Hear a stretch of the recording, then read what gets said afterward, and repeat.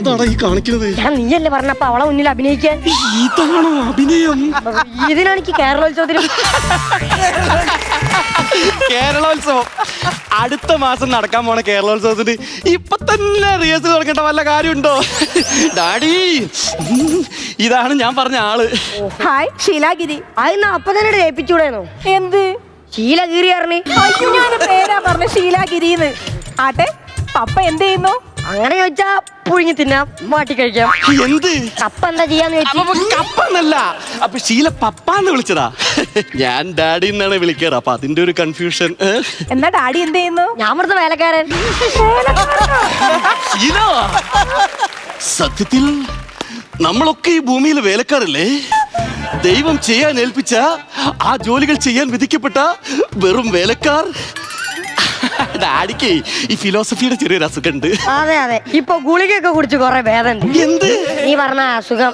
അയ്യോ, ഡാഡി ഭയങ്കര ഫണ്ണാണല്ലോ. So cute daddy. ഡാഡി വിട്, ഡാഡി മതിയാക്ക്, ഡാഡി ഡാഡി വിടടാ. ഡാഡി ഇങ്ങനെ ഹഗ് ചെയ്തിട്ടുണ്ടെങ്കിൽ അവക്ക് ശ്വാസം മുട്ടൂലേ? പെൺമക്കളില്ലാത്തൊരു അച്ഛന്റെ വേദന നിനക്ക് പറഞ്ഞാ മനസ്സിലാവില്ലടാ.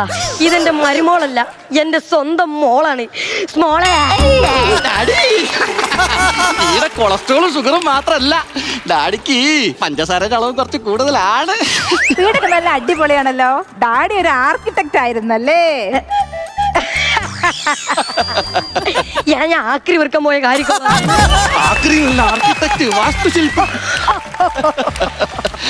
അതെ അതെ, മോള് പറഞ്ഞ സാധനമാണ് ഞാൻ. മോളിങ് വന്നേ, ഡാഡി ചോദിക്കട്ടെ. മോളുടെ വീട്ടിൽ ആരൊക്കെ ഉണ്ട്? അച്ഛനും അമ്മയും മാത്രം. ധാരാളം. അച്ഛൻ ഗിരി. അപ്പൊ അമ്മ പാമ്പാണോ? എന്താ ഒരു ഡാഡി? ചെവിയിലെന്തോ പ്രാണി പോയി തോന്നുന്നു. കിരി കിരി കിരി കിരിന്നൊരു സൗണ്ട്. അത് ഞാൻ ശീലയുടെ അച്ഛന്റെ പേര് പറഞ്ഞാണ്, ഗിരിന്ന്. ഓഹോ, മിസ്റ്റർ ഗിരി എന്ത് ചെയ്യുന്നു? അച്ഛൻ റിട്ടയർഡ് ഐജിയാ.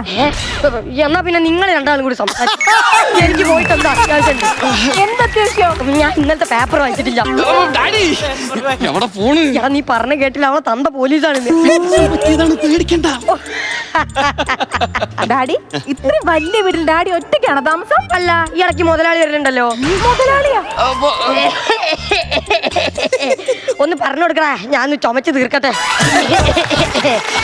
അതായത് പറഞ്ഞത് മൂത്ത ലാലി വരാറുണ്ട്. ഡാഡിയുടെ മൂത്ത സിസ്റ്റർ ലാലി ആന്റി ഇടയ്ക്ക് ഇവിടെ വന്ന് നിൽക്കും, അതാണ് പറഞ്ഞത്. ഓ, ആ ചുമ കണ്ട് മാറി. എപ്പോഴും ചുമക്കാറുണ്ടോ? ഏയ്, ഉത്തരം മുട്ടുമ്പോ മാത്രം. ശ്വാസം മുട്ടുമ്പോ മാത്രം ചുമ. പിന്നെ ശീലയ്ക്ക് അറിയോ, ഒരു കാലത്ത് ആനയും അമ്പാരിയുമുള്ള തറവാടായിരുന്നു ഞങ്ങളുടേത്. എന്നിട്ട് ഇപ്പോഴോ? ആന ചത്ത്, കുമ്പാരി ഇപ്പൊ കോമഡി സ്കിറ്റ് ഒക്കെ കളിച്ചാണ്.